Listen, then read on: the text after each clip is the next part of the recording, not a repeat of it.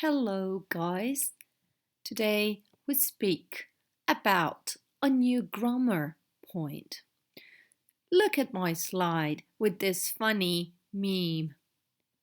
In the first one, a little dog with sweet eye says, I promise I'll try to be a better fiancé, boyfriend. In the second one, we can read, I'm sure it will be fine. And in the third one, no, the ring. Ah, well, I'll just buy a new one.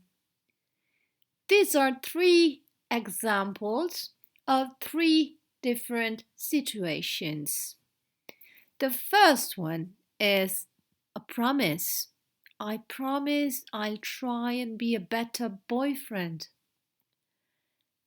The second one is a prediction. It will be fine. And the third one, taken from The Lord of the Rings, the movie. No, the ring, I'll just buy a new one. It's a decision taken at the very moment in which he is speaking. So, an instant decision. What do these three pictures have in common? Well, look at the sentence and you'll see that one grammar point, one grammar structure is in common. In the first one, I'll try. In the second one, it will be. And in the third one, I'll. So today we are talking about the future with will. As we have seen, we use will for instant decisions and offers. Look at the first picture. The situation is a man sitting at a table in a restaurant. He's got a menu and is ordering. And he says, I'll have a steak. The second example is, I'm hungry. And the other person says, don't worry, I'll go and buy some food for you. These two are examples of decisions taken at the moment, not before, just in the very moment. Number two. Oh, look at the picture. There is a fortune teller, a person who tells you the future. So we are talking about predictions based in what we think. I think it will rain in the evening. I think. I am not sure it will, but probably it will rain.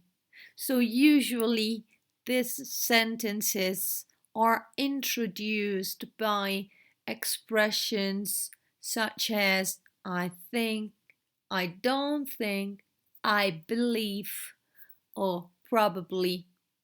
Usually these three expressions underline the need to use the will or want form.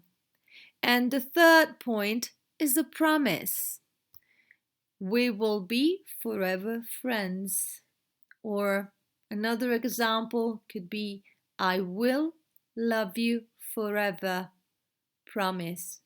Okay? So in these three cases, we use the future with will. Instant decisions, so taken not before, not after, but right now. And the second one is to predict the future. and usually it's introduced by expressions such as think, believe, don't think, or probably. And the third one, we use will to make promises. Now, let's have a look at will grammar. The affirmative, I will go to Madrid in October, is very easy. I have a subject, I put will, and then go, the base form of the verb. I will go to Madrid in October. Future. Look at the difference. I go to Madrid in October. Present. I will go to Madrid in October. Future. And the questions.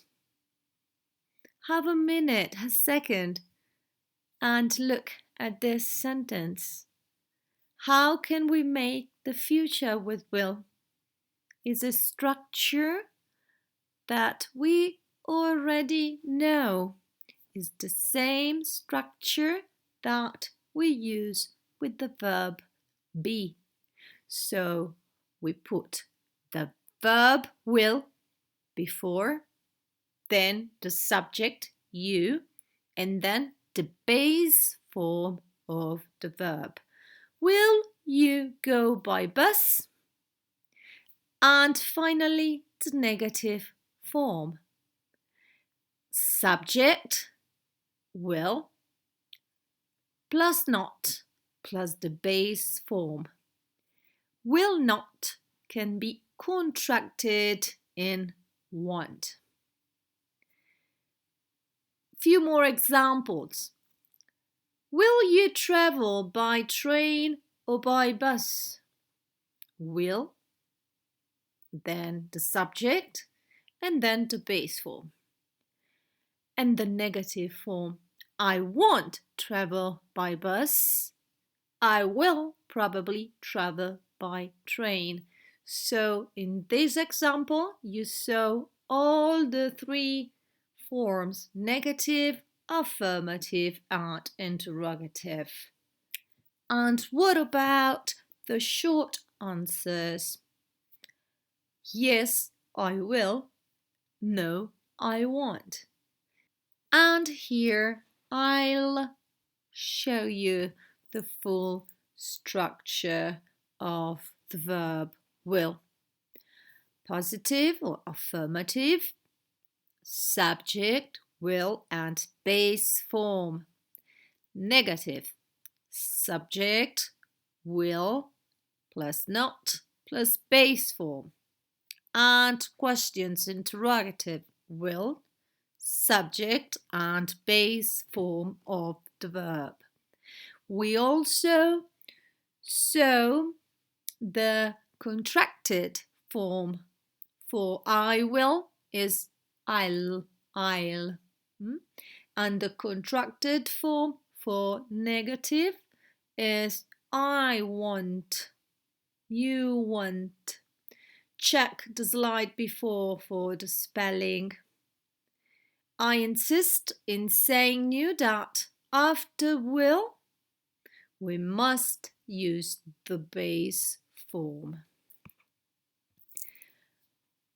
Here's some vocabulary that can suggest the use of a future.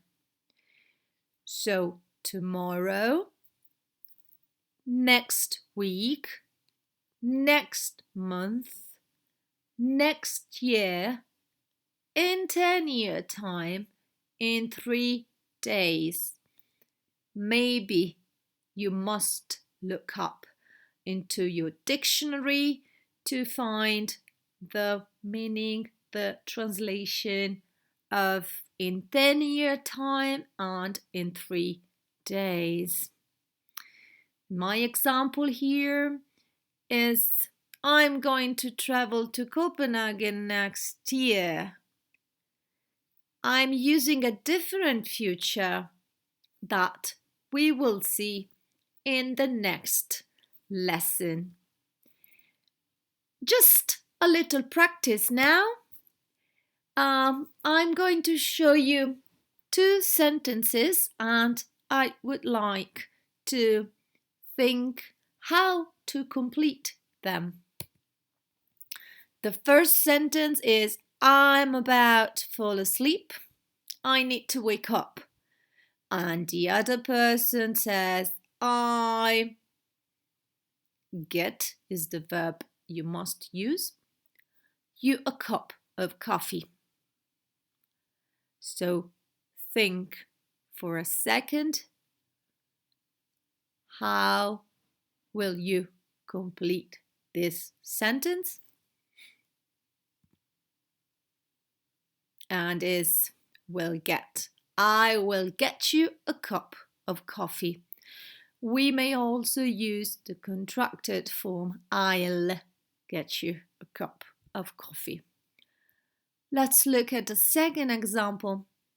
I think he. You must complete using be. The next British Prime Minister. I think he will be the next Prime Minister. Well done. Now, look at the sentence. I will get you a cup of coffee. Pause the video, stop the video, and try to make the negative of this sentence. I will get you a cup of coffee. Pause the video. I won't get you a cup of coffee. Well done. Now do the same with the second sentence. I think he will be the next British Prime Minister. Pause the video and make the negative. Pause the video. Stop the video. And well done. I think he won't be the Prime Minister. We use the contracted form of will not, want. And the last practice is about forming questions. So make the questions form of I will get you a cup of coffee. Make a question. Pause the video, stop the video. And well done. Will, subject, and then base form and rest of the sentence. And the last, I think he will be the next British Prime Minister. Make a question. Pause the video. Will he be the next Prime Minister? Well done. Nice job. So I'll see you soon with the other future and bye bye.